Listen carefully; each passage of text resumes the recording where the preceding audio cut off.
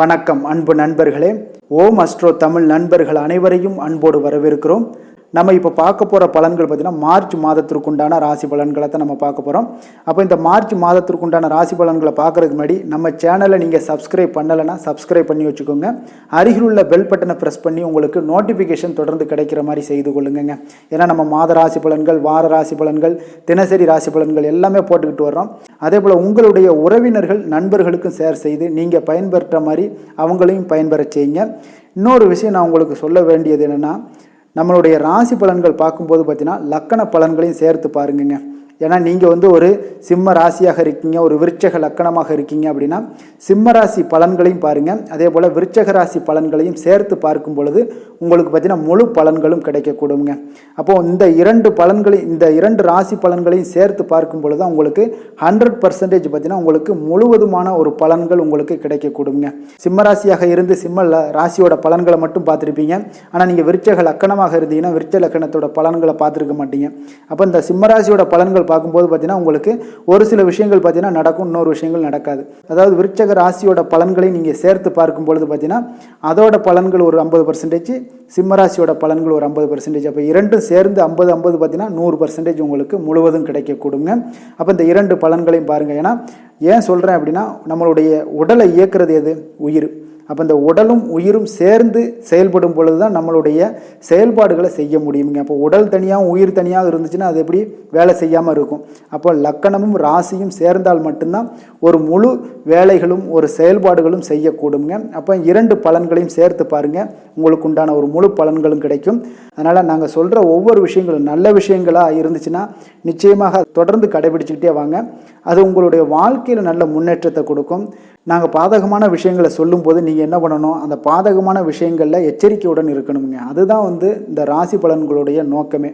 நாங்கள் சொல்கிற சில விஷயங்கள் பாதகமாக இருக்கிற பட்சத்தில் பார்த்தீங்கன்னா நீங்கள் எச்சரிக்கையுடன் இருக்க வேண்டியது நல்லது. அதே போல் தான் ஒவ்வொரு மாதமுமே நாங்கள் சொல்கிற விஷயங்களில் கவனமுடன் இருந்தாலே போதும், எச்சரிக்கையுடன் இருந்தாலும் போதும். நீங்கள் எதுலேயுமே தெளிவான ஒரு முடிவோடு எடுக்கும்போது எல்லா விதத்துலேயுமே நீங்கள் ஏற்றங்களையும் வாழ்க்கையில் முன்னேற்றங்களையும் ஏற்படுத்தி கொள்ள முடியுங்க. அப்போ ராசி பலன்கள், லக்கண பலன்கள் இரண்டையும் பார்த்து உங்களுடைய வாழ்க்கையில் நல்ல முன்னேறதுக்கு உண்டான ஒரு வழியை நீங்கள் ஏற்படுத்தி கொள்ளுங்கள். இப்போ நம்ம மார்ச் மாதத்திற்குண்டான ராசி பலன்களை பார்ப்போமுங்க. அப்போ இந்த மார்ச் மாதம் ஆரம்ப காலத்தில் பார்த்திங்கன்னா கிரக நிலைகளை பார்த்தோம்னா மேசத்தில் பார்த்திங்கன்னா குரு பகவானுடைய பயணம் இருக்குங்க.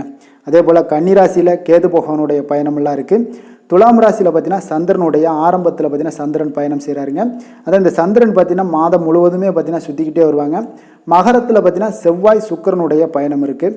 கும்பத்தில் சனி சூரியன் புதன் பகவானுடைய பயணமும், மீனத்தில் பார்த்தீங்கன்னா உங்களுக்கு ராகு பகவானுடைய பயணமெல்லாம் இருக்குங்க.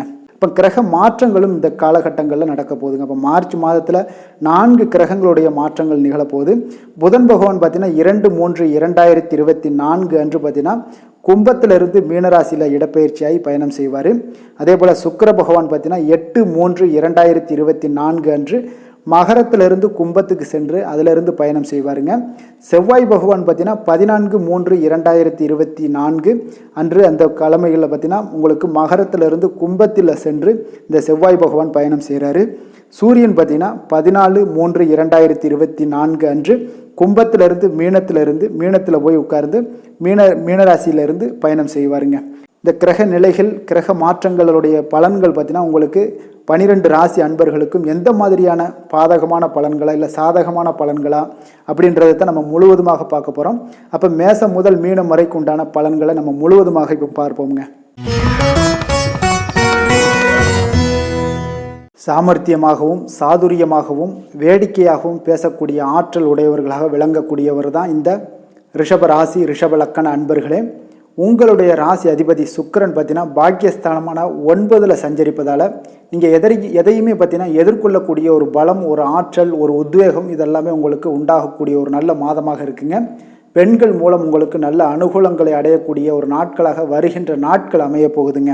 அப்போ சர்ப்ப கிரகமான ராகு லாபஸ்தானத்தில் இருப்பதாலும் எதிர்பாராத உதவிகள் எல்லாமே உங்களுக்கு செய்யக்கூடியவராக இந்த ராகு உங்களுக்கு இருக்க போகிறாரு. அப்போ உங்களுடைய ராசிக்கு 10ல் சூரியன் சஞ்சரிப்பதாலும் நல்ல நட்புகள் கிடைத்து அதன் மூலம் பார்த்தீங்கன்னா நீண்ட நாட்களாக தீர்க்க முடியாத சில சிக்கல்களையும் நீங்கள் தீர்க்கக்கூடிய ஒரு சூழ்நிலைகளும் உங்களுக்கு ஏற்படுங்க. அதே போல் உங்களுடைய ராசிக்கு 9-10ல் செவ்வாயும் 10-11ல் சூரியனுடைய பயணங்கள் இருப்பதால் புதன் சஞ்சரிப்பதாலும் உங்களுக்கு உள்ள நெருக்கடிகள் எல்லாமே இந்த காலகட்டங்களில் பல்வேறு குறைந்து பார்த்தீங்கன்னா பல்வேறு வளமான பலன்களையும் இந்த காலகட்டங்களில் ஏற்படுத்த போகிறாருங்க. அப்போ உடல் ஆரோக்கியம் மிக சிறப்பாக இருக்கக்கூடிய ஒரு காலமாகவும் இருக்குது.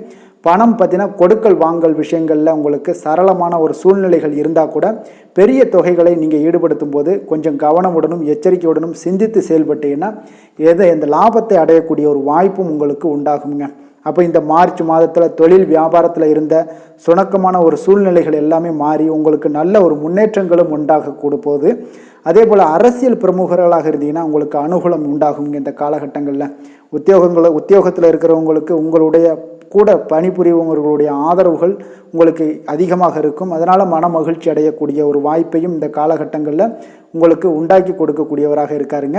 அப்போ இந்த மார்ச் மாதத்தில் பார்த்தீங்கன்னா உங்களுக்கு இந்த மாதம் முழுவதுமே பார்த்தீங்கன்னா உங்களுக்கு லாபஸ்தானத்தில் ராகு சஞ்சரிப்பதாலே எதையுமே எதிர்கொள்ளக்கூடிய ஒரு ஆற்றல் உண்டாகக்கூடும். அதே போல் பொருளாதார நிலையில் உங்களுக்கு எவ்வளவு தான் சூழ்நிலைகளில் கஷ்டமான ஒரு சூழ்நிலைகள் நினைவெல்லாம் கூட எதிர்பாராத வகையில் உங்களுக்கு இந்த ராகு பகவான் உங்களுக்கு உதவிகளை கொடுத்துக்கிட்டே இருப்பாருங்க. அதன் மூலம் எந்த ஒரு பிரச்சனைகளையுமே எதிர்கொள்ளக்கூடிய ஒரு பலம் உங்களுக்கு உண்டாகக்கூடும். குடும்ப உறுப்பினர்களிடையே உதவியானது பார்த்தீங்கன்னா தக்க நேரத்தில் உங்களுக்கு கிடைக்கக்கூடிய ஒரு வாய்ப்பு இருக்குங்க. அதன் மூலமாக உங்களுடைய வாழ்க்கையில் ஒரு முன்னேறக்கூடிய ஒரு வாய்ப்பும் இந்த காலகட்டங்களில் உண்டாக போகுது. அதே போல் குடும்பத்தில் இருந்த கவலைகள் இருந்தால் கூட அதெல்லாம் இந்த காலகட்டங்களில் உங்களுக்கு மறைஞ்சிருங்க. எந்த ஒரு விஷயத்திலையுமே யோசித்து செயல்பட்டீங்கன்னா நீங்கள் தீர்க்க முடியாத எந்த ஒரு பிரச்சனைகளாக இருந்தால் கூட பார்த்தீங்கன்னா எளிதில் கையாண்டு அதை அடையக்கூடிய ஒரு இலக்கை எல்லாமே உங்களால் அடைய முடியுங்க. அப்போ உங்களுடைய ராசி அதிபதியான சுக்கிரன் பார்த்தீங்கன்னா நட்பு கிரகமான தர்ம கர்மாதிபதியான சனி பகவான் பார்த்தீங்கன்னா உங்களுக்கு இந்த காலகட்டங்களில் 10ல் சஞ்சாரம் செய்ய இருப்பதால் பார்த்தீங்கன்னா தொழில் வியாபாரத்தில் எந்த ஒரு விஷயத்திலையுமே கொஞ்சம் சிந்தித்து செயல்பட்டீங்கன்னா தாங்க தேவையற்ற நெருக்கடிகள் எல்லாமே உங்களால் தவிர்க்க முடியும். அப்போ 10ல் சனி இருப்பதனால பார்த்தீங்கன்னா ஒவ்வொரு காரியத்திலையுமே நீங்கள் கவனத்தோடு செயல்படுவது நல்லது. 10ல் அதே போல் சனி பகவான் உங்களுக்கு இருப்பதால் எந்த ஒரு முக்கிய முடிவுகள் எடுக்கின்ற பொழுதும் பார்த்தீங்கன்னா பொறுமையை கடைபிடிப்பது நல்லதுங்க. அதிக முதலீடுகள் கொண்ட எந்த ஒரு செயல்பாடுகளையும் இந்த காலகட்டங்களில் தற்போதைக்கு முடிந்தவரை உங்களுக்கு தள்ளி வைப்பது மிக நன்மையை ஏற்படுத்தி கொடுக்குங்க. அதே போல் இந்த ரிஷபராசி அன்பர்களுக்கு உங்களுக்கு விரயஸ்தானத்தில் குரு பகவான் பார்த்தீங்கன்னா பயணம் செய்கிறாருங்க. அப்போ இந்த காலகட்டத்தில் பார்த்தீங்கன்னா உங்களுக்கு அதிகாரியிடம் வீண் வாக்குவாதங்கள் செய்யாமல் உங்களுக்கு ஒதுக்கப்பட்ட பணிகளை மட்டும் நீங்கள் செய்தீங்கன்னா உங்களுக்கு அதிக நன்மைகளை கொடுக்குங்க. அப்போ உங்கள் உழைப்புக்கான சன்மானத்தை பெறுவதில் ஒரு சில சுணக்கங்கள் இருந்தால் கூட சற்று தாமதமான ஒரு அனுகூலத்தை எல்லாம் பெறுவீங்க. வெளியூர் தொடர்புகள் மூலம் உங்களுக்கு தேவையற்ற அலைச்சல்களும் வீண் செலவுகளும் உங்களுக்கு உண்டாகக்கூடுங்க. உங்களுடைய உடல் பார்த்தீங்கன்னா செய்யக்கூடிய ஒரு செயல்பாடுகள் பார்த்தீங்கன்னா உங்களுக்கு அசதியும் சோர்வையும் ஏற்படுத்தி கொடுக்கும். குரு சஞ்சாரம் சற்று உங்களுக்கு சுமாராக தாங்க இருக்குது. அதனால் எதிலுமே சிக்கனமாக இருப்பது நல்லது. கொடுக்கல் வாங்கல் விஷயங்களில் கவனத்தோடு இருப்பதும் இந்த காலகட்டங்கள் உங்களுக்கு அதிக நன்மைகளை ஏற்படுத்தி கொடுக்கக்கூடியவராக இருக்காருங்க. அப்போ விரயத்தில் இருப்பதுனால சுப விரயங்களாக நீங்கள் மாற்றக்கூடிய ஒரு முயற்சியை மேற்கொள்ளுங்க. அது உங்களுக்கு நல்ல பலன்களை கொடுக்குங்க. ஏன்னா தேவையில்லாத விஷயங்களில் பணத்தை வீணாக செலவழிக்க வேண்டாம். அது உங்களுக்கு இந்த காலகட்டங்கள் நன்மையை தராது. அதனால் விரய குரு உங்களை விரய செலவுகளை செய்ய வைப்பார். அதை சுப செலவுகளாக நீங்கள் மாற்ற கற்றுக்கொள்ளுங்க. இந்த மாதம் பார்த்தீங்கன்னா உங்களுக்கு பணவரவு எப்படி இருக்குது அப்படின்னு பார்த்தீங்கன்னா குரு பகவான் 12ல் சஞ்சரிப்பதால் உங்களுக்கு சக்திக்கு மீறிய வீண் செலவுகள் எல்லாமே ஏற்படும். அதனால் பணம் பார்த்தீங்கன்னா கொடுக்கல் வாங்கல் விஷயங்களில் கொஞ்சம் சிக்கனத்தோடு இருக்க வேண்டிய ஒரு நேரமாக இருக்குங்க. உடல் ஆரோக்கியம் இந்த மாதம் உங்களுக்கு எப்படி இருக்குது அப்படின்னு பார்த்தோம்னா ஒரு சிலருக்கு வயிறு சம்பந்தப்பட்ட பாதிப்புகள் எல்லாம் ஏற்படலாம். அதனால் உணவு விஷயத்தில் கட்டுப்பாடோடு இருப்பது இந்த காலகட்டங்களில் உங்களுக்கு அதிக நன்மைகளை கொடுக்குங்க. குடும்பத்தை பொறுத்தளவுக்கு இந்த மாதம் உங்களுக்கு கொஞ்சம் இன்பம் துன்பம் இரண்டு கலந்த ஒரு வாழ்க்கையாக இந்த காலகட்டங்கள் இருக்க போகுதுங்க. அப்போ நீங்கள் எதிர்பார்த்த சுபகாரியங்கள் எல்லாம் கைகூடி வரக்கூடிய ஒரு வாய்ப்பும் ஏற்படுதுங்க. அப்போ திருமணம் போன்ற சுபகாரியங்கள் உங்களுக்கு நிச்சயம் நடைபெறக்கூடும். குடும்பத்தில் ஒரு சில விஷயங்களில் பார்த்தீங்கன்னா நல்ல மகிழ்ச்சி உண்டாகக்கூடிய ஒரு காலமாக இருக்குது. குழந்தைகளுக்கு நல்ல ஒரு கல்வியில் முன்னேற்றங்கள் எல்லாமே ஏற்படக்கூடுங்க. தொழில் வியாபாரம் உங்களுக்கு எப்படி இருக்குது அப்படின்னு பார்த்தோம்னா இந்த மாதம் தொழில் வியாபாரத்தில் தற்போது கிடைக்கக்கூடிய வாய்ப்புகளை நீங்கள் சரியான முறையில் பயன்படுத்தி கொண்டீங்கனாலே போதும். உங்களுடைய நிலைமைகளை சமாளித்து நீங்கள் போட்ட முதலீடுகளை எல்லாமே எடுக்கக்கூடிய ஒரு சூழ்நிலைகள் ஒரு ஆற்றல் எல்லாமே உங்களுக்கு உண்டாகுங்க. தொழில் தொடர்பான விஷயங்களை பற்றி வெளிநபர்களிடம் நீங்கள் பேசாமல் இருப்பது நல்லது. வேலைக்கு செல்பவங்களாக இருந்தீங்கன்னா அதிகாரியிடம் பார்த்தீங்கன்னா தேவையற்ற வாக்குவாதங்கள்லாம் ஏற்படக்கூடிய ஒரு நேரமாக இருக்குங்க. அதனால் முடிந்தவரை வீண் பேச்சை எல்லாம் குறைத்து விட்டு எதிலுமே நீங்கள் பொறுமையோடும் செயல்பட வேண்டிய ஒரு காலமாக இருக்குங்க. மாணவியர்களாக இருந்தீங்கன்னா பொழுதுபோக்கு விஷயங்களில் கொஞ்சம் கவனம் செலுத்துவது நல்லது.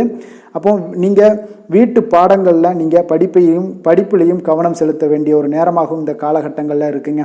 கார்த்திகை 2, 3, 4ஆம் பாதங்களை உள்ளடக்கிய நட்சத்திரக்காரர்கள் பார்த்தீங்கன்னா இந்த மாதத்தில் குடும்பத்தில் இருப்பவர்கள் சொல்வதை நீங்கள் சாதாரணமாக எடுத்துக்கொள்வது நல்லதுங்க. யதார்த்த குணங்களோடு அணுகுவது இந்த காலகட்டங்கள் உங்களுக்கு மிக சிறப்பான பலன்களை கொடுக்குங்க. உங்களுக்கு பொறுப்புகள் இந்த மாதம் அதிகரிக்கக்கூடிய ஒரு மாதமாக இருக்குங்க. இப்போ மனதில் இருந்த பயம் எல்லாம் நீங்கி உங்களுக்கு மனதளவில் பார்த்தீங்கன்னா ஒரு தெம்பு, துணிச்சல் இதெல்லாம் ஏற்படக்கூடிய ஒரு காலமாகவும் இருக்குது. அப்போ வீண் வாக்குவாதங்களை இந்த காலகட்டங்களில் தவிர்த்துருங்க. அப்போ தேவையில்லாத விஷயங்களில் தலையிடுவதையும் நீங்கள் தவிர்ப்பது இந்த காலகட்டங்கள் உங்களுக்கு அதிக நன்மைகளை கொடுக்குங்க. ரோஹிணி நட்சத்திரத்தில் பிறந்த உங்களுக்கு பார்த்தீங்கன்னா இந்த மாதம் நீங்கள் எடுக்கக்கூடிய காரியங்கள் அனைத்துமே கைகூடி வருங்க. அப்போ நீங்கள் துணிந்து ஒவ்வொரு முடிவுகளையுமே நீங்கள் துணிஞ்சு எடுக்கலாம். விரோதிகளும் இந்த காலகட்டங்களில் உங்களுக்கு நண்பர்களாகக்கூடிய ஒரு வாய்ப்பும் இந்த காலகட்டங்களில் ஏற்படுத்தி கொடுக்குறாருங்க. மறைமுக எதிர்ப்புகள் ஏதாவது இருந்துச்சுன்னா அதெல்லாம் விலகக்கூடிய ஒரு வாய்ப்பும் உண்டாகுது. பண வரத்து உங்களுக்கு திருப்தியை தருமுங்க இந்த மாதம். அப்போ கடன் விவகாரங்களில் கொஞ்சம் எச்சரிக்கையாக இருக்க வேண்டியது நல்லதுங்க. உத்தியோகத்தில் இருப்பவர்கள் பார்த்தீங்கன்னா நீங்கள் செய்யக்கூடிய தொழிலில் ஒரு முன்னேற்றமெல்லாம் காணக்கூடிய ஒரு வாய்ப்பும் இந்த காலகட்டங்களில் ரோஹிணி நட்சத்திரக்காரங்களுக்கு உண்டாகுதுங்க.